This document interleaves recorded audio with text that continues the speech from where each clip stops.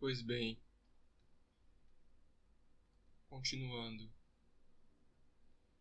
Vós, tenro e novo ramo florescente, de uma árvore de Cristo mais amada que nenhuma nascida no Ocidente, cesárea ou cristianíssima chamada, vede-o no vosso escudo que presente vos amostra a vitória já passada, na qual vos deu por armas e deixou as que ele per si na cruz tomou.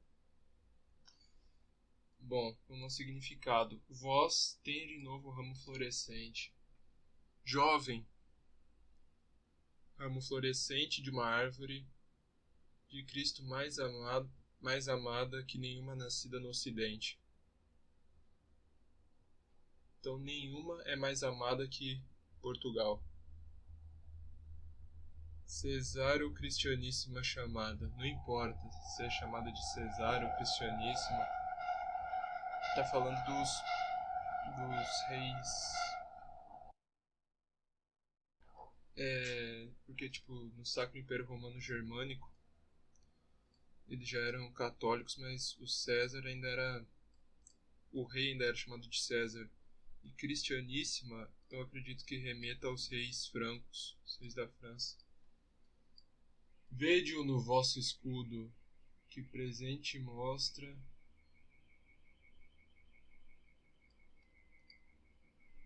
Vede-o no vosso escudo. E uma parte importante também que eu quero abordar é que vede-o no vosso escudo. Ele está falando com quem? Ele está falando com o rei, o Dom Sebastião. Que essa parte é uma parte que ele chama de a dedicatória do poema. Isso é uma coisa interessante de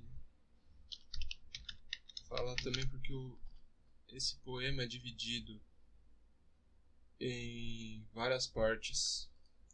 Quer dizer, o primeiro canto é dividido em várias partes. E foi uma das coisas que eu pesquisei durante essa semana. Olha aqui. Essa parte e essa foi o que eu li no começo, na primeira parte. Essa daqui é agora. Ele está dedicando o poema ao Dom Sebastião. Vede-o no vosso escudo. Ele falando com Dom Sebastião. No vós, porque no sentido de vossa majestade. Que presente vos mostra a vitória já passada. Que agora mostra o que já aconteceu. Onde vos deu por armas. Deus deu a vitória para eles por meio das armas que eles tinham em mãos para proteger o território dos mouros, e deixou as que ele para si na cruz tomou. Ele deu as armas e deixou as armas que ele para si na cruz tomou. Então, o que Portugal poderia ter sofrido durante a invasão moura é como se Jesus Cristo tivesse sofrido por eles.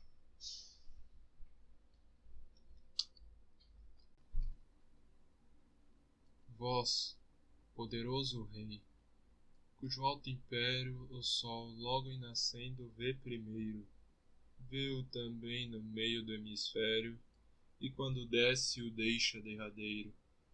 Vós, que esperamos julgue vitupério do torpe ismaelita cavaleiro, do turco oriental e do gentil, que ainda bebe o licor do santo rio. Vós, de novo se refere ao Dom Sebastião. Estamos todos aqui vendo a dedicatória dele ainda. E aí o Alto Império Português, o sol logo nascendo vê primeiro, porque ele está lá na beiradinha da Europa. Vê também no meio do hemisfério, e quando desce o deixa derradeiro. Derradeiro, em que sentido será que está essa palavra? Vamos ver aqui.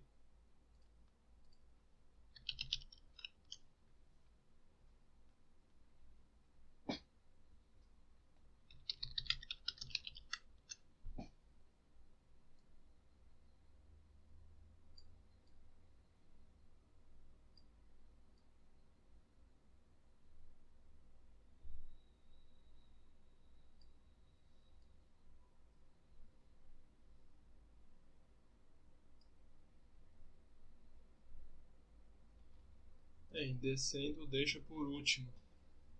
Quando desce, deixa por último. O último país a escurecer vai ser Portugal. Vós que espera julga e vitupera, você que espera desrespeito, agressividade por parte do torpe no sentido de... Qual que é essa? Do torpe que causa nojo. Em certo sentido, assim, dá pra botar um sinônimo do imundo ismaelita cavaleiro, do imundo cavaleiro ismaelita, do turco oriental e do gentil, do pagão que ainda bebe licor do Santo Rio, fazendo referência ao rio Ganges da Ásia. Da Ásia não, da Índia.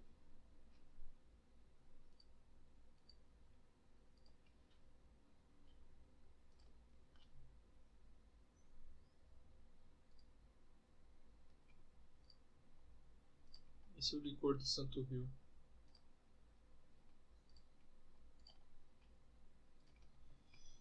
Inclinei por um pouco a majestade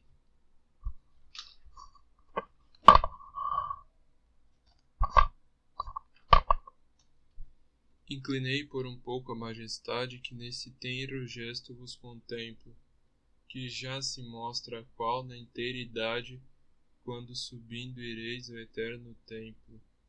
Os olhos da real benignidade, ponde no chão, vereis um novo exemplo, de amor dos pátrios feitos valerosos, em versos divulgado numerosos. Tá. Inclinei vós. Inclinei tá numa conjugação um pouco antiga aqui, mas inclinei a gente pensa atualmente pelo menos na primeira pessoa, mas o certo aqui seria inclinai vós, o rei, por um pouco a majestade. Diminui um pouco essa majestade que eu te contemplo nesse verso, essa majestade pequena que eu estou te contemplando, que porque eu estou mostrando o que eu posso da sua majestade, mas a verdade é que ela já se mostra tal na inteiridade, já se mostra com um vigor completo.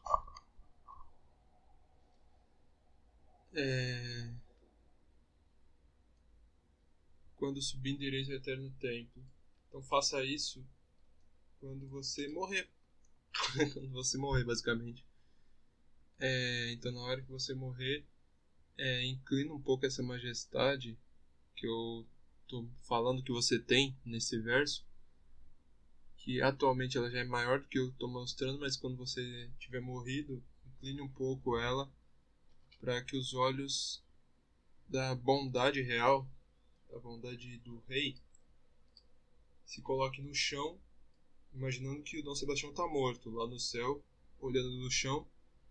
Se ele fizer isso, ele verá um novo exemplo de amor dos pátrios feitos valorosos, um novo exemplo de amor dos feitos nacionais, em versos divulgados numerosos, que é esse daqui. Ele vai ver em vários versos e na poesia, em versos que serão propagados para todos os cantos. Vereis amor da pátria, não movido de prêmio vil, mas alto e quase eterno, que não é prêmio vil ser conhecido por um pregão do ninho meu paterno. Ouvi, verei o nome engrandecido daqueles de quem sois Senhor Supremo, e julgareis qual é mais excelente, se ser do mundo rei, se de tal gente. Essa parte é muito boa. Essa parte eu gosto. Mas, analisando o verso inteiro de novo, vereis amor da pátria, não movido de prêmio vil, de dinheiro, mas amor alto, quase eterno, que não é prêmio vil ser conhecido por um pregão do ninho meu paterno. As pessoas em volta de você conhecer alguma coisa que você disse, colocar valor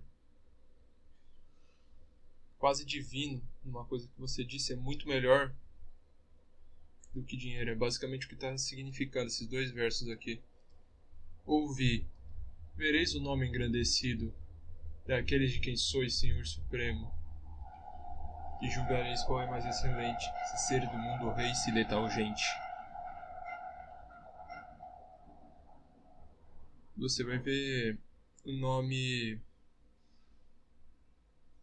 Você vai ver a glória. Basicamente o que ele estava dizendo, que os seus súditos serão gloriosos. Os seus súditos farão atos gloriosos e você vai ter dúvida se é melhor ser rei do mundo ou se de tal gente.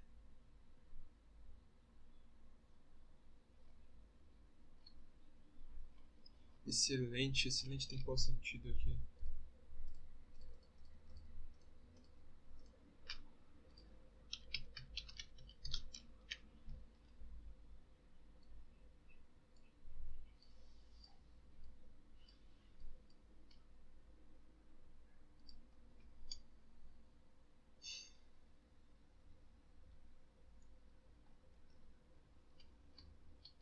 Ouvi que não vereis com vãs façanhas, fantásticas, fingidas, mentirosas, louvar os vossos, como nas estranhas musas, de engrandecer-se desejosas. As verdadeiras vossas são tamanhas, que excedem as sonhadas fabulosas, que excedem Rodamonte e o vão Rugeiro, e Orlando, ainda que fora verdadeiro. Não vereis com vãs façanhas. Não vai ser de forma pobre, fantásticas, fingidas, mentirosas. Fantásticas aqui está no sentido pejorativo, fantasioso, imaginário. Louvar os vossos.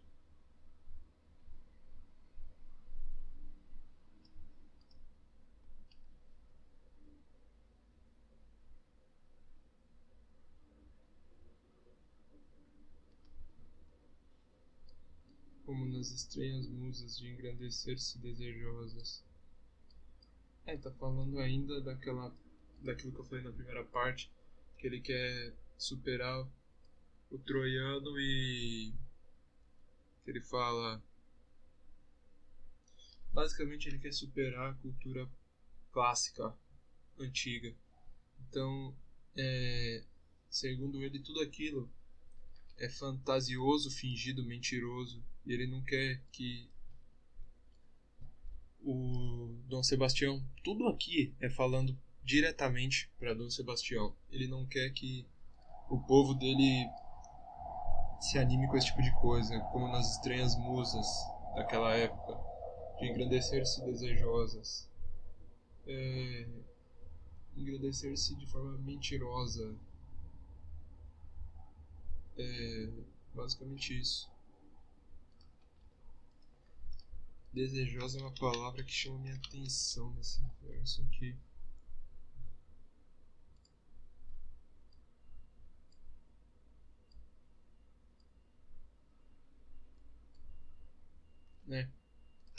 Não tem nada aqui. Mas é isso. Se engrandecer-se em mentiras, em fábulas. De engrandecer-se desejosas, eu entendo essa construção como de desejosas, em suas trocadas aqui. De desejosas engrandecer-se, quer dizer o quê?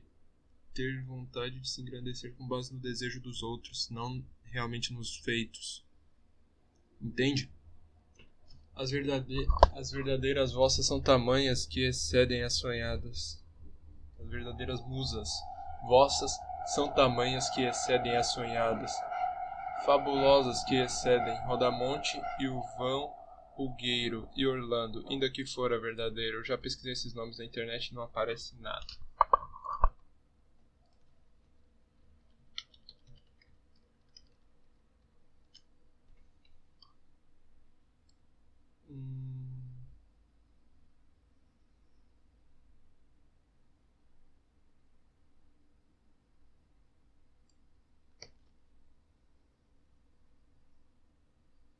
Ele é basicamente um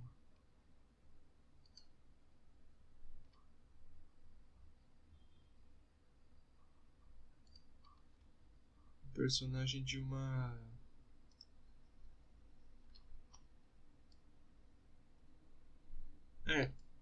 poema épico italiano.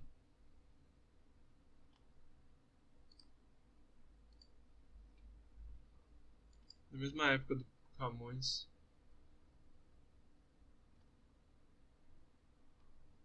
Então é isso. Rodamonte, o Vão Rugueiro e Orlando, ainda que fora verdadeiro. Quer dizer, mesmo esses sendo verdadeiros, porque já são 1495, já tinha começado o Renascimento e tal.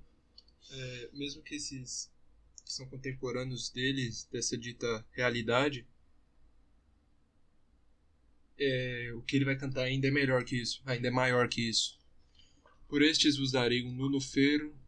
Fero é corajoso, feroz. Fero vem de feroz. Que fez ao rei e ao reino tal serviço. Um Egas e um Dom Fuas, que de Homero a cítara para eles só cobiço. Pois pelos 12 pares dar-vos quero, os 12 de Inglaterra e seu magriço. Dou-vos também aquele ilustre gama, que para si de Enéas toma fama. Veja bem, por estes daqui, Rodamonte, Vão Rugueiro e Orlando, vos darei um nuno fero. Não sei o que é nuno. Nuno é um nome bem comum, acho que não vai aparecer nada. O técnico do Nottingham Forest, com certeza é isso, né? Personagens da história de Portugal, basicamente. De Homero a cítara para eles só cobiço. Se alguém souber exatamente aqui ao que está remetendo esses nomes, bota aí nos comentários, por favor. A cítara para ele só cobiço. De Homero, o que eu quero é só a cítara, só o instrumento. O resto eu não preciso. Só quero um instrumento para que com isso eu consiga uma estética como a dele. De resto eu não quero mais nada. Eu não quero mais nada do que ele fez. Só quero isso aqui. A melodia. Porque o material eu já tenho.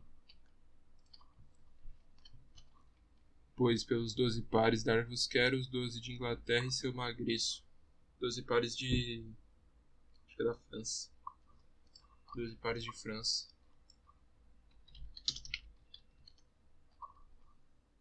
Carlos Magno.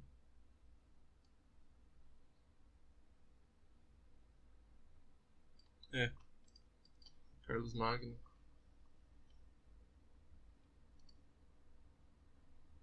Os 12 de Inglaterra e seu magriço. 12 de Inglaterra.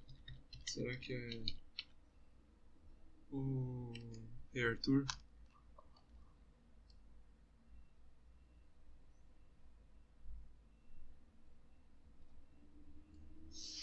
Ah, não, é português, caramba.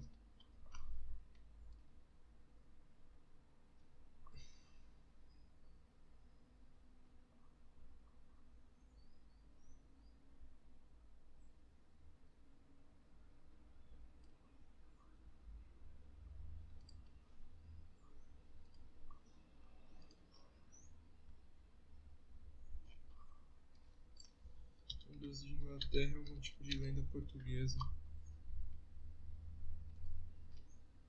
O magriço é esse.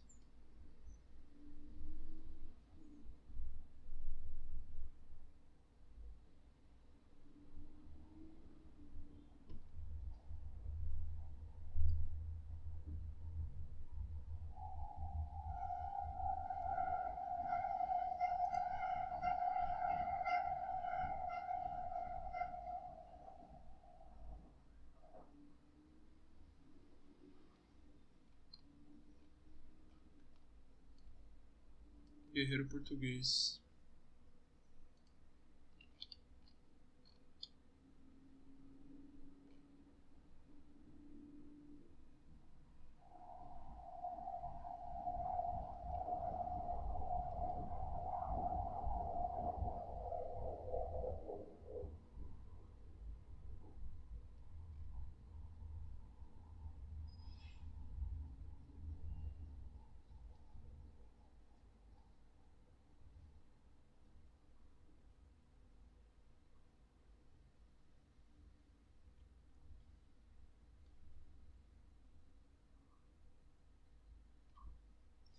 Então é isso.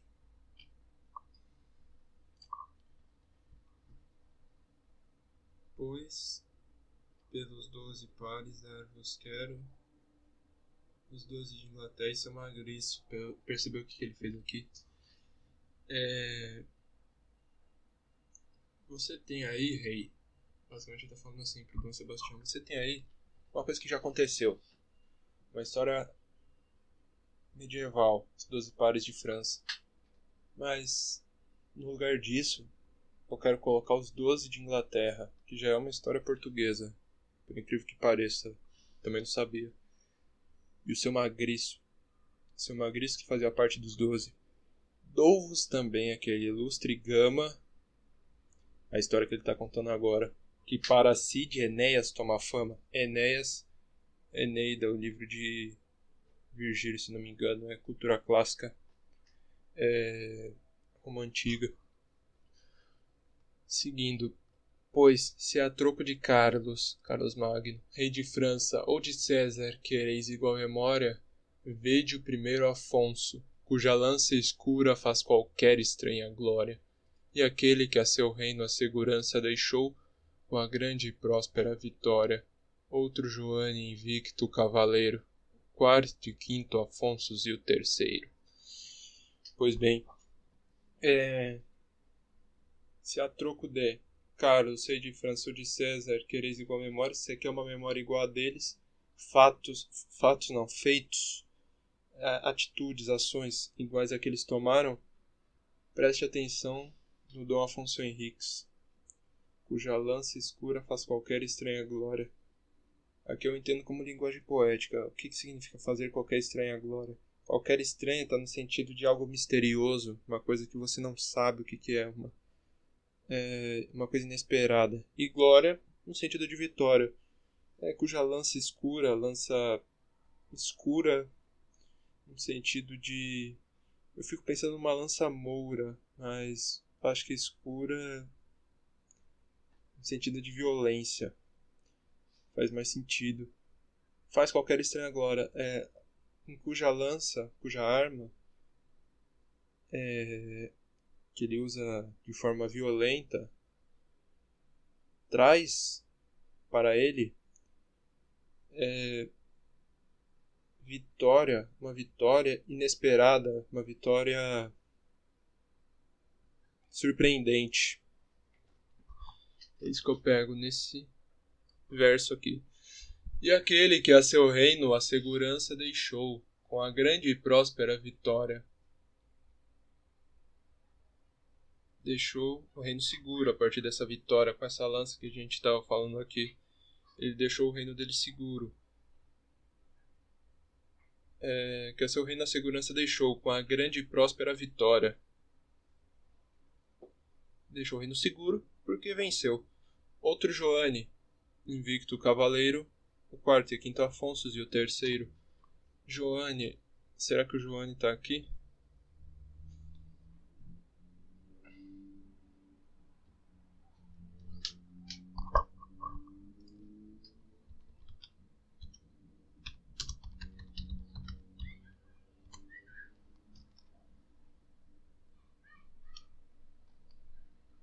Em um lugar em Portugal. Joane é um lugar em Portugal, mas não importa.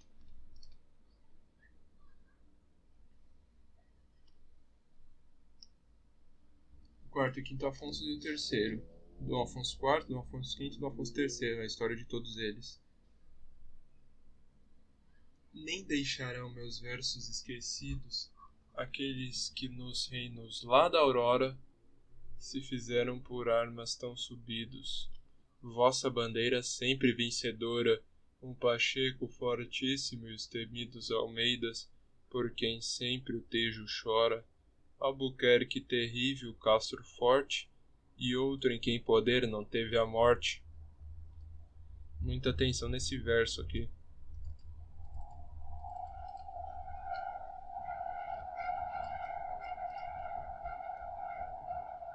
Muita atenção nesse verso aqui.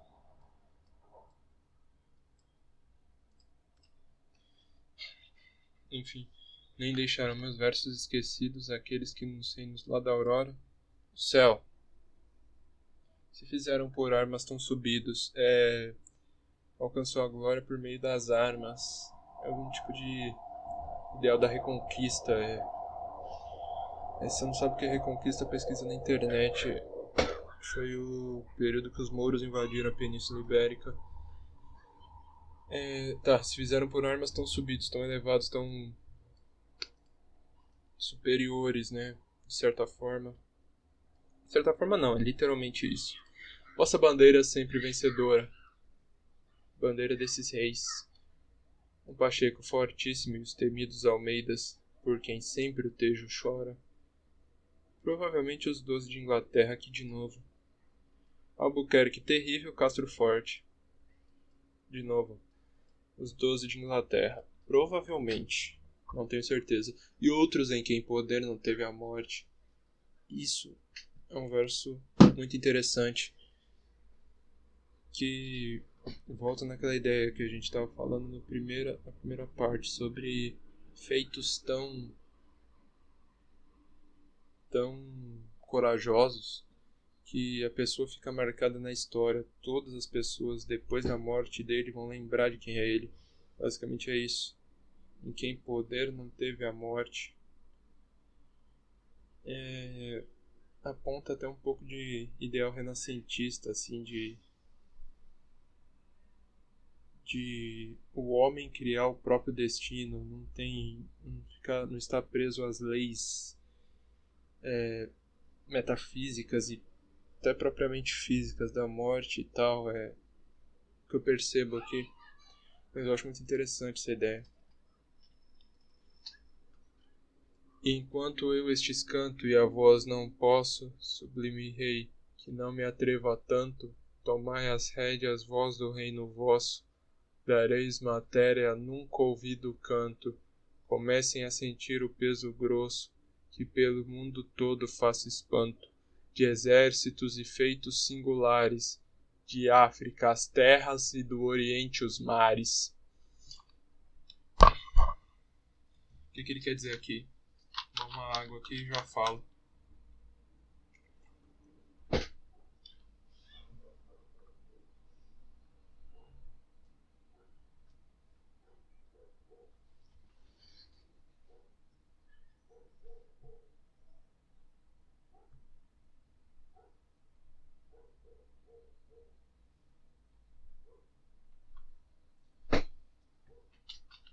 Estes canto, esses daqui, ó, esses nomes.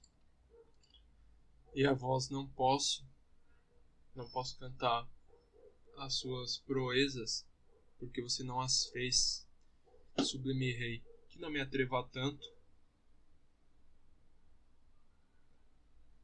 Tomai as rédeas, voz do reino vosso, dareis matéria a nunca ouvido canto.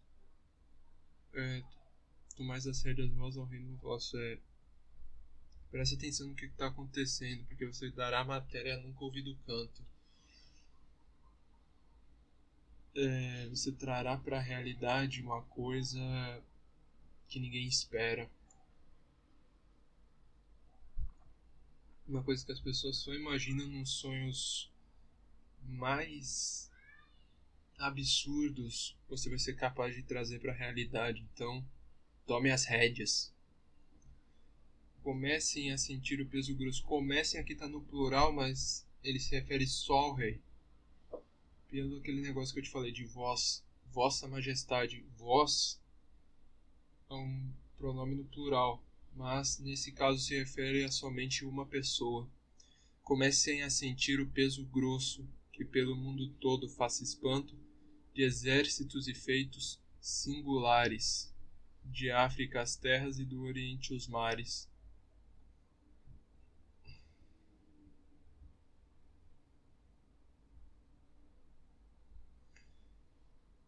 Então, comece a sentir o peso grosso. Preste atenção na situação.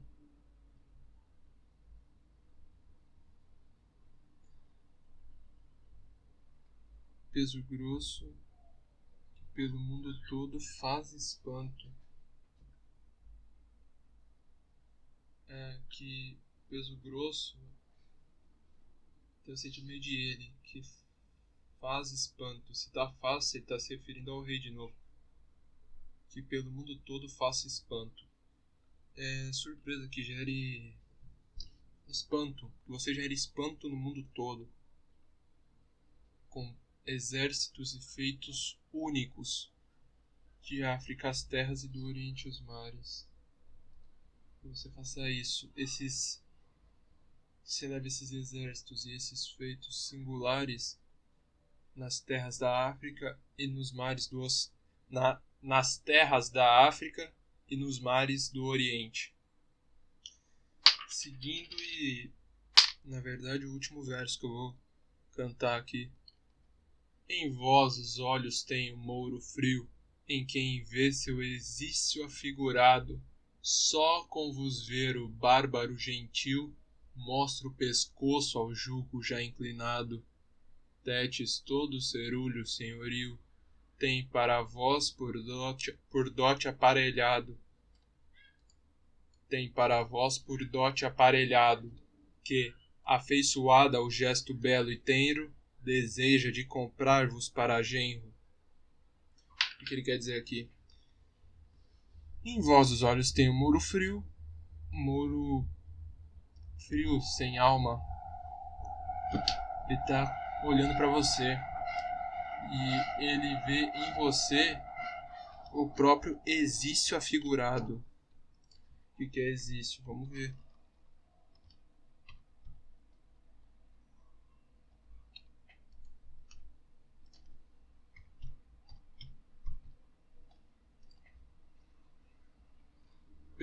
Perdição, ruína, morte.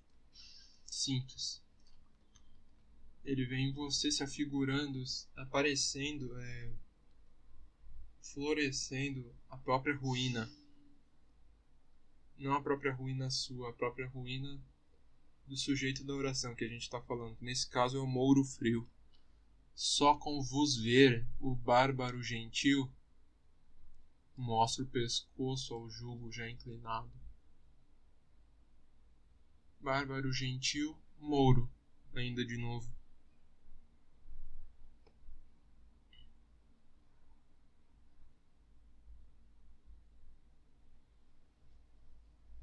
Ou também dá para se referir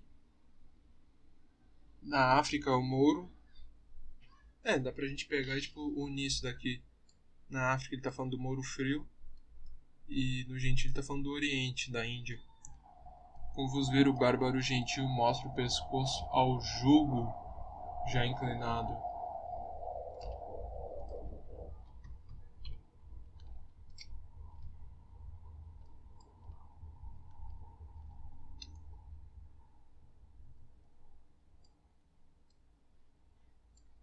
É isso aqui. Relação construída por obediência. Opressão, tirania. Já inclinado à tirania, já inclinado à opressão. Tétis. Todo cerúleo senhorio tem para vós por dote aparelhado. Tétis é mitologia grega.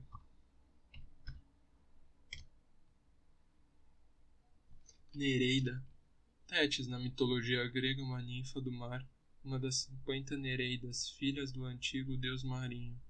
Quando descrita como uma Nereida, Tétis era filha de Nereus e Dóris, e neta de Tétis. Ninfa do mar.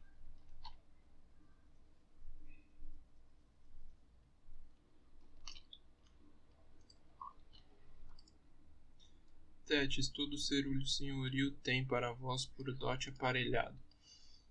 Cerúleo senhorio eu interpretei como mares. Cerúleo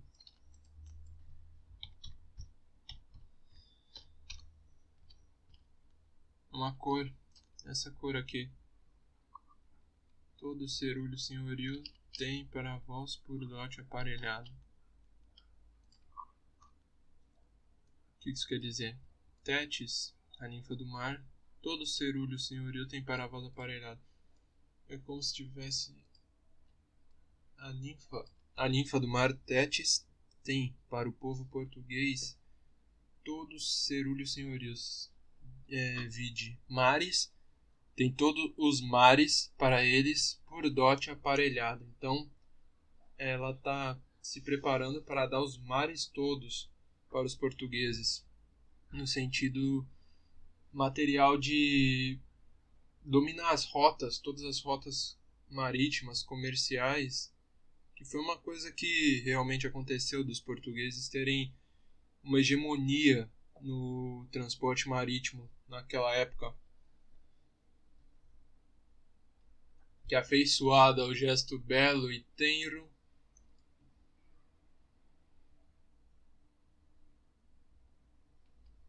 deseja de comprar-vos para genro, que afeiçoado ao gesto belo e viril dos navegantes, dos aventureiros, deseja de comprar-vos com os mares, vai te entregar os mares para ter você como genro.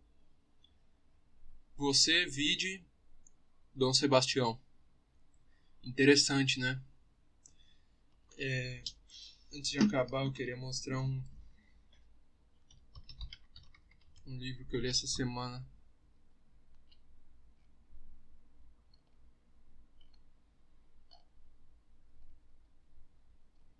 Aqui. Eu li isso daqui essa semana e foi interessante. Não é o poema em si, na verdade é um poema, mas ele está cortado em várias partes, então eu não recomendo ler como se fosse entender a história a partir disso. Mas tem uma explicação no começo do livro que eu achei muito boa, que ele explica a história do que acontecia na época que foi escrito o poema, a história do Camões e até mesmo um pouco da própria história de Portugal. E é isso.